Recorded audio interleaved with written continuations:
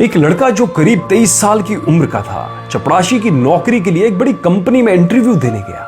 उस कंपनी के मालिक ने उसे कहा कि अगर तुमने ये फर्श अच्छे से साफ किया तो तुम्हारी नौकरी पक्की समझो। बस फिर क्या था, उस आदमी ने फर्श को एकदम से चमका दिया, जिसे देखते ही मालिक ने कहा तुम्हारी नौकरी पक्की, तुम कल से काम पर आ जाना। बॉस ने उस आदमी को बुलाया और कहा कि अपनी एक फोटो, आईडी प्रूफ और ईमेल आईडी भी बतानी होगी। आदमी ने तुरंत कहा कि मैं तो एक गरीब व्यक्ति हूं साहब, मेरे पास ना तो कंप्यूटर है और ना ही मैंने कभी ईमेल आईडी बनाई है। बॉस ने तुरंत कहा, अरे हमारी बहुत बड़ी कंपनी है, हमें हर काम करने वाले व्यक्ति की ईमेल आईडी चाहिए होती है और ये अनिवार्य है। आज के युग में अगर तुम्हारी ईमेल आईडी नहीं है तो तुम्हारा कोई अस्तित्व ही नहीं है, हम तुम्हें इस नौकरी पर नहीं रख सकते। वह व्यक्ति बहुत निराश हुआ और वहां से चल दिया। अब उसकी जेब में केवल 500 रुपए थे। उसने फैसला किया कि वह सब्जी बेचकर थोड़े पैसे कमा लेगा। उसने 500 रुपए के टमाटर खरीद लिए और सिर्फ 2 घंटे में उसके सभी टमाटर बिक गए।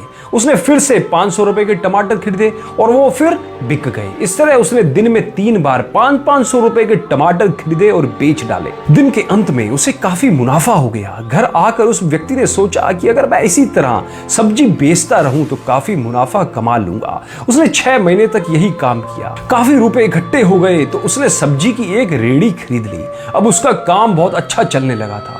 बहुत जल्द उसने ट्रक से सब्जी बेचनी शुरू कर दी थी और देखते ही देखते उसने सब्जी बेचने का होलसेल काम भी शुरू कर दिया था। अब हर दिन वह 10 से 15 ट्रक में सब्जी डिलीवर करने लगा, जिसके लिए उसने कुछ व्यक्तियों को भी काम पर रख रखा था। कुछ सालों बाद उस आदमी का फूड रिटेलिंग में बड़ा नाम हो गया। एक दिन उसने सोचा क्यों ना मैं अपनी इंश्योरेंस करवा लूं। इसके लिए उसने एक इंश्योरेंस करवाने वाले को अपने घर पे बुला लिया। जब ब्रोकर उस व्यक्ति की इंश्योरेंस कर रहा था तो उसने उस आदमी का ईमेल आईडी पूछा तो उसने कहा मेरा ईमेल आईडी नहीं है। इंश्योरेंस ब्रोकर ने बड़ी हैरानी से पूछा कि आपका इतना बड़ा बिजनेस है लेकिन आपका ईमेल आईडी नहीं है, ऐसा कैसे हो सकता है? उस ब्रोकर ने कहा आपको पता है अगर आपका ईमेल होता तो आप आज कहां से कहां होते। वह व्यक्ति थोड़ा खामोशी के बाद बोला अगर मेरा ईमेल होता तो आज मैं एक चपरासी होता। हाँ, मैं आज एक चपरासी होता। यह बात उस इंश्योरेंस एजेंट को तो समझ नहीं आई, लेकिन आपको शायद अच्छे से समझ आ गई होगी।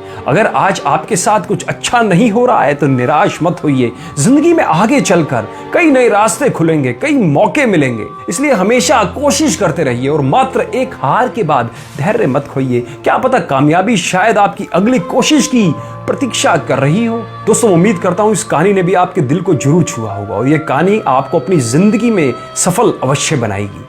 अगर आपको कहानी अच्छी लगी हो तो लाइक और कमेंट करके हमें जरूर प्रेरित करें और अपने सभी दोस्तों के साथ, रिश्तेदारों के साथ इस कहानी को जरूर शेयर करें। धन्यवाद।